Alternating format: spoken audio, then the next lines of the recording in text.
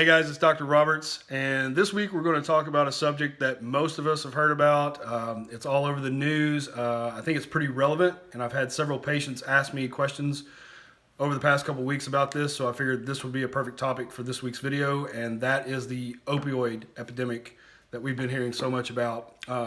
Before we get into that, first things first, I want to let you know if you're watching this on Facebook, I send out a weekly email that goes out to all my patients. If you're interested in that, and those emails contain these videos, health-related, fitness-related topics and recipes and all kinds of stuff.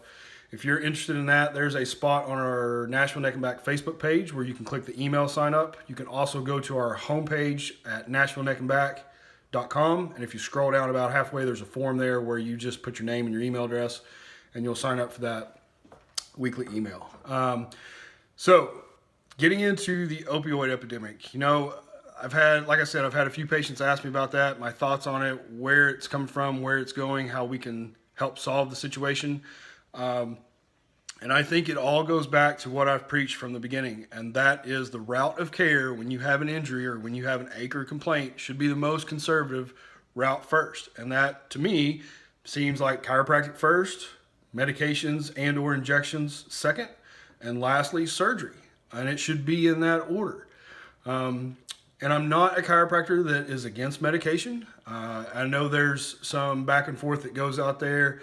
Some people think that chiropractors are like anti-medical, anti-MD, and then there's the thought process that there's a lot of medical doctors out there that don't believe in chiropractic, and that's out there. Don't get me wrong. There's chiropractors out there that think prescription medications are the worst thing in the world, and there's medical doctors out there that think, we're just a bunch of quacks. But I think the common ground where we're going to be able to help the majority of the patients out there is when we come together and we're able to treat patients in the right way, in the right time frame.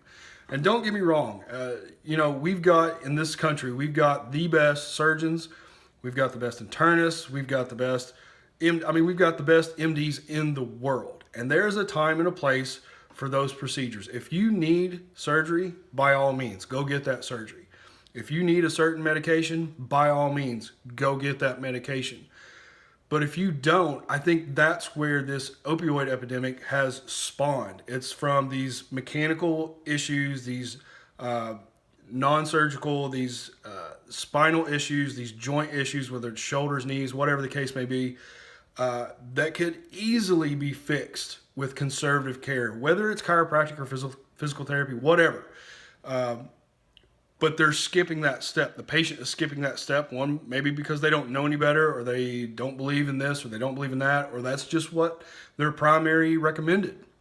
And instead of going that conservative route first, they're getting the prescription medications, or they're getting the injections, or they're even getting the surgery before even doing that stuff. So as you can see, once you go that route, there's no going back. Once you have the surgery, there's no going back to what we did, what should have been done in the beginning. And I think the other issue that comes with that is now that you have all these people, these thousands, if not millions of people hooked on these opioids, and we're trying to wean them off, what are they going to do? Where are they going to go unless they get therapy or help? And I think a lot of people have seen what that next step is, unfortunately, when these people that have been on long-term opioid care and they can't get those prescriptions filled anymore, what are they doing? They're going to the streets, and they're either getting their pills from the streets or they're switching over to heroin, which is cheaper. It's probably more available, and it gives them the same effect, and that is the final chapter. It's a downward spiral that needs to be corrected before it gets to that point. And let's go back to these patients that are getting the prescription medications in the beginning for issues that could be fixed otherwise. Because let's say you've got a bum shoulder, a bum knee, or a degenerative disc in your back, whatever the case may be. You go to your primary, you go to whoever, and they write you a script for Norco or some other strong pain medication. When you take that pain pill blocks the pain signals to and from your brain from the source of injury. But it does absolutely nothing to fix or correct the issue. So you go on about your life, you go on about your day for the next whatever, weeks, months, years, And over time, your body is going to build up a tolerance to that medication. So what at one point, one pill was good enough for you, you're eventually going to need 2 pills to get through the day, and then 3 pills, and then on and on and on. Or you go back to your physician and they write you a script for a stronger medication, and the cycle just continues. And all along that time, like I said, that pain pill is not correcting the issue. It's not fixing the problem. It allows you to do what you need to do throughout the day. It allows you to live your life. It allows you to play with your kids or your grandkids or go to the gym or work a hard labor, strenuous job. But think of what's going on inside that problem area, inside the joint or the spine where you've got that issue. And although you can't feel the pain and you're going on about your day, I mean, you're just making the problem worse over time until it gets bad enough where the pain medications aren't going to help and it's going to be surgery or who knows what.